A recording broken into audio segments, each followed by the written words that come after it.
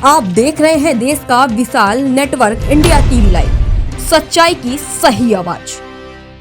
જેતપુર કાગવડ ખોંડલ ધામ ખાતે વડાપ્રધાન નરેન્દ્ર મોદીના દીર્ઘાયુષ્ય માટે ભાજપના મંત્રી જીતુભાઈ વાઘાણીની અધ્યક્ષતામાં મહાઆરતી યોજાઈ। મંત્રી જીતુભાઈ વાઘાણીનું ખોંડલ ધામ ટ્રસ્ટીઓ દ્વારા પુષ્પગુચ્છથી સ્વાગત કરાયું। દેશના વડાપ્રધાન નરેન્દ્ર મોદીના જનસેવા વિકાસ અને જનકલ્યાણના 12 વર્ષ પૂર્ણ થવાના અવસરે તેમજ દેશના પ્રથમ ચૂંટાયેલા જનપ્રતિનિધિ તરીકે 4399 દિવસ વડાપ્રધાન પદે રહી નવો રેકોર્ડ સ્થાપિત કરવાના પ્રસંગે ખોંડલધામ ખાતે વિશેષ મહાઆરતીનું આયોજન કરવામાં આવ્યું હતું। યાત્રાધામ કાગવડ ખોંડલધામ ખાતે મંત્રી જીતુભાઈ વાઘાણી તેમજ ભાજપના કાર્યકરોએ આરતી ઉતારી। આ પ્રસંગે ભાજપ જેતપુરના કાઉન્સિલરો તેમજ સંગઠનના વિવિધ પદાધિકારીઓ હાજર રહ્યા હતા। મહાઆરતી દરમિયાન મોટી સંખ્યામાં ભક્તજનો મા ખોંડલના ચરણોમાં પ્રાર્થના કરી હતી। વડાપ્રધાન નરેન્દ્ર મોદીજીના નેતૃત્વ હેઠળ ભારત વધુ વેગથી વિકાસના પંથે આગળ વધે અને દેશને તેમનું માર્ગદર્શન વર્ષો સુધી પ્રાપ્ત થતું રહે। કાર્યક્રમ દરમિયાન વડાપ્રધાનના દીર્ઘાયુષ્ય તથા વિકસિત ભારતના સંકલ્પની સિદ્ધિ માટે વિશેષ પ્રાર્થના કરવામાં આવી હતી। રિપોર્ટર વિજય વર્મા, જેતપુર। જય માં ખોડલ, જય માં ખોડલ। કાગવડ ખોડલધામ ખાતે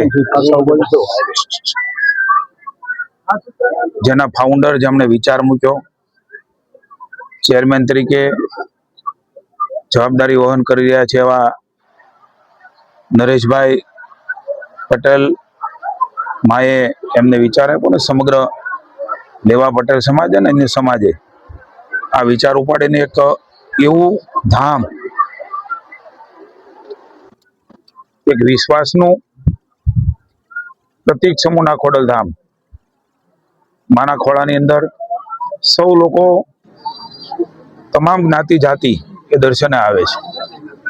ખોડલધામે માત્ર લેવા પાટીદાર સમાજનું પ્રતીક નહીં પણ સર્વ સમાજનું પ્રતીક બની ચૂક્યું છે। મા ખોડલના ચરણોમાં વંદન કરું છું। તમામ ટ્રસ્ટીઓ પણ અહીંયા હાજર છે। માની નરેશભાઈ સાથે વાત થઈ, બારગામ હતા।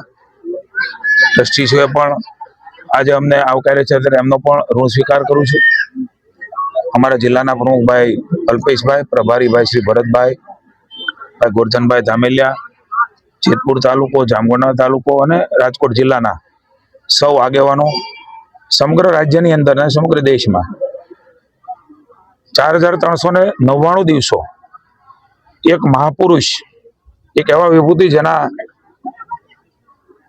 ખોડલધામમાં પણ માના દર્શન કરવા આવવાનું થયું છે એવા માનની વડાપ્રધાન નરેન્દ્રભાઈ મોદીને 4399 દિવસો એટલે કે સૌથી સર્વાધિક વડાપ્રધાન તરીકેની ટેન્યુઅર, ચૂંટાયેલા વડાપ્રધાન તરીકેની, એ આજના દિવસ માટે ગૌરવની વાત છે।